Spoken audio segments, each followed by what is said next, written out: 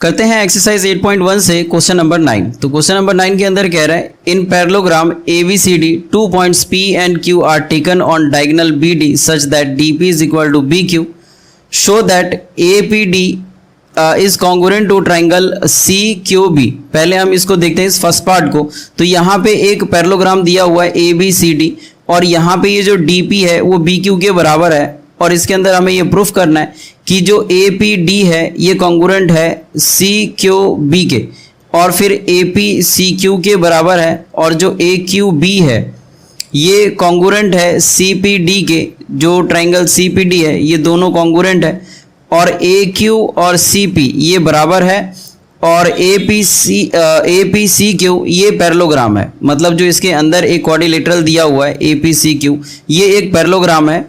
तो ये भी हमको प्रूफ करना है। तो इसको समझते हैं एक बार और इसको फिर सॉल्व करेंगे। तो यहाँ पे दिया हुआ है कि जो ABCD है वो पैरेललोग्राम है और जो DP है ये BQ के बराबर है। हमको प्रूफ करना है सबसे पहले पार्ट में कि जो APD है ये कॉन्ग्रुएंट है BQC के, तो CQB के। तो यहाँ पे सबसे पहले पार्ट में इन ट्राइंगल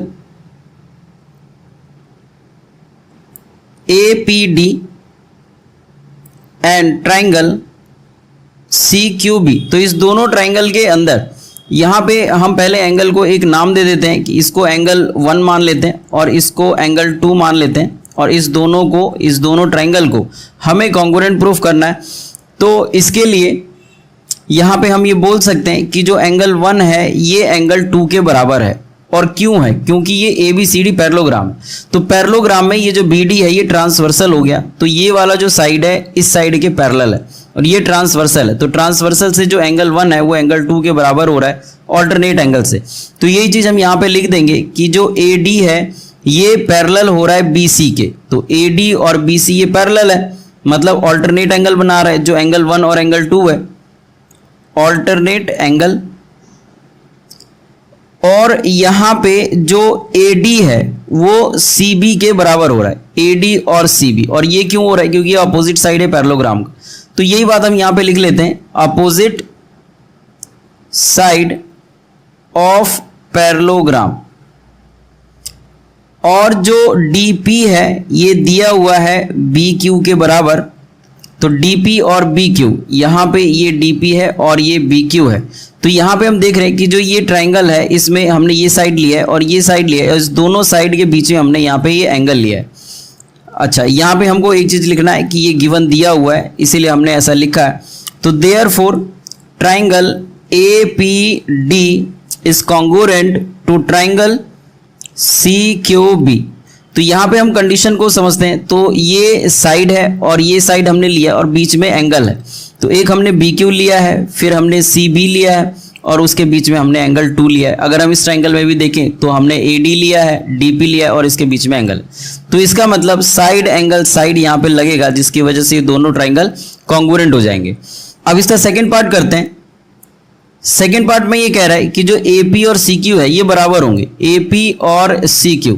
तो क्योंकि हमने ट्राइंगल को अभी प्रूफ किया है कि ये दोनों ट्राइंगल कॉन्ग्रुएंट है, तो एक बार हम और लिख लेते हैं कि जो ट्राइंगल APD है it is congruent to triangle CQB। क्योंकि अभी हमने प्रूफ किया है, प्रूव्ड इन फर्स्ट, तो इसीलिए हम बोल सकते हैं कि जो AP है वो CQ के बराबर होगा क्योंकि ये आमने सामने है।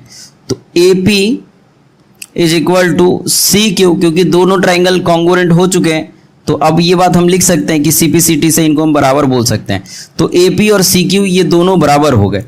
फिर उसके बाद हमको ये प्रूफ करना है कि जो AQB है, AQB मतलब इधर का जो ट्राइंगल है वो इस CPD के इस ट्राइंगल के कॉन्ग्रुएंट है। तो इस दोनों को भी इसी तरीके से हम प्रूफ करते हैं और इसको प्रूफ करने के लिए हम एक एंगल मार्क कर लेते हैं। ये जो एंगल है ABQ मान लेते हैं कि एंगल 3 है और यहाँ से जो CDP है ये एंगल, इसको हम मान लेते हैं कि एंगल 4 है।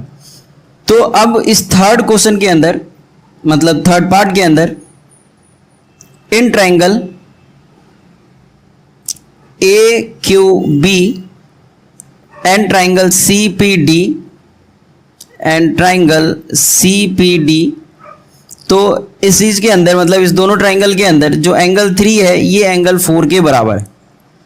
और ये क्यों है? क्योंकि यहाँ पर हम बोल सकते हैं कि ए बी और सी डी पैरेलल है, ए बी और सी डी पैरेलल है, तो इधर से ही ये ट्रांसवर्सल जा रहा है। और हम देख रहे हैं यहाँ पे कि ये जेड जैसा बन रहा है, और जो जेड जैसा बनता है पैरेलल लाइन के साथ में उसको हम ऑल्टरनेट एंगल बोलते हैं। तो एंगल 3 और एंगल 4, तो ये एंगल जो है वो बराबर है, इसको ऑल्टरनेट एंगल बोलते हैं। तो A B parallel C D by alternate angle. फिर उसके बाद में यहाँ पे जो बी क्यू है वो इस डी पी के बराबर है। तो B Q is equal to D P, क्योंकि ये चीज़ तो हमको गिवन ही दिया हुआ, तो गिवन। और जो ए बी है वो यहाँ पे सी डी के बराबर हो जाएगा, जो ए बी है वो सी डी के बराबर हो जाएगा। और ये अपोजिट साइड है पैरेललोग्राम का, अपोजिट साइड ऑफ पैरेललोग्राम। तो ए बी सी डी बराबर हो गया, तो ये इसके बराबर है, ये साइड मतलब ये गिवन दिया हुआ बी क्यू और डी पी ये बराबर हो गया। और यहाँ पे बीच में ये जो एंगल 3 है वो एंगल 4 के बराबर हो रहा है, मतलब ये साइड है और ये साइड है, बीच में एंगल है। और इधर भी ये साइड हमने लिया है और ये साइड लिया है, बीच में एंगल लिया है। तो इस ट्राइंगल को हम साइड एंगल साइड से कॉन्ग्रुएंट बोल सकते हैं। तो therefore triangle A Q B is congruent to triangle C P D by side angle side. तो साइड एंगल साइड से ये कॉन्ग्रुएंट हो गया। तो जो हमारा थर्ड पार्ट था ये प्रूफ हो गया। अभी करते हैं इसका फोर्थ पार्ट। तो फोर्थ पार्ट में यहाँ पे हमें प्रूफ करना है कि जो ए क्यू है वो सी पी के बराबर होगा। तो ये जो ए क्यू है और ये जो सी पी है आमने सामने का साइड ये बराबर होगा। तो सिंस